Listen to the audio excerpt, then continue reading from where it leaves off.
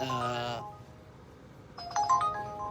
দেখেন 192 টাকার বা 200 টাকাই বলা যায়, 200 টাকার ভাড়া আসতেছে এই একটি প্রাইভেট কারে।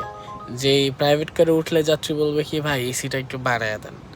এখন আপনি একজন বিবেকবান মানুষ হয়ে একটু বলেন তো, 200 টাকায় একটা যাত্রীর কাছে গিয়ে, মানে যাত্রীর কাছে গিয়ে, যাত্রী কিন্তু আমার কাছে না যে ভাই চলেন 200 টাকা দিব অমুক জায়গায় চলেন, হ্যাঁ এরকম কিন্তু না। যাত্রী কিন্তু এভাবে বলতেছে না।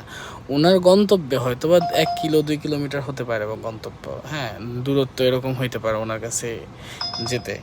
এই যে ওনার কাছে 500 মিটার ওনার লোকেশনে যেতে হবে, 500 মিটার গাড়ি চালিয়ে যেতে হবে। এরপরে 4 কিলোমিটার, 4.2, 4 কিলোমিটারই বলা যায়, 4 কিলোমিটার ওনাকে নামাই দিব। ধরেন 200 টাকাই ভাড়া। না আপনি চিন্তা করেন, একটা 4 চাকার একটা গাড়ি এইভাবে যদি 200 টাকা দিয়ে ভাড়া মাইরা সংসারই কিভাবে চলবে, গাড়ির মেনটেনেন্স খরচই কিভাবে উঠাবো, বা সরকারের এই আয় কিভাবে দিব। একটা চাকা গেলেও তো চাকা লাগানোর ক্ষমতাও মনে হয় না থাকবে।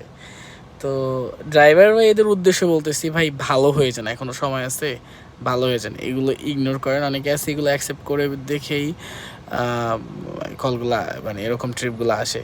আর আরেকটা কথা হচ্ছে বাংলাদেশের সরকারের উদ্দেশ্যে, আসলে এগুলা কি বাংলাদেশের সরকারের দেখার দায়িত্ব না? আমরা কি দেশের নাগরিক না?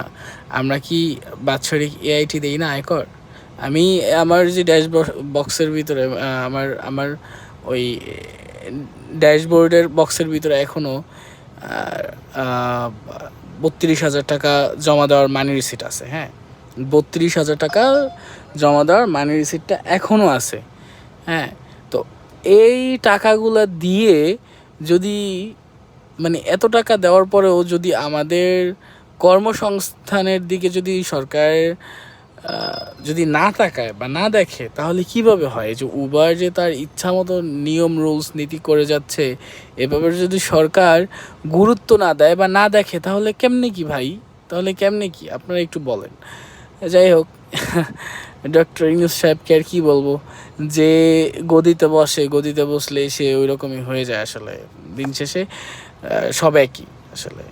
হ্যাঁ, বলে না ময়লার কোনো ভালো পিঠ নেই, হ্যাঁ ময়লার এই পাশও যা ওই পাশও যা, সেম টু সেম তাই।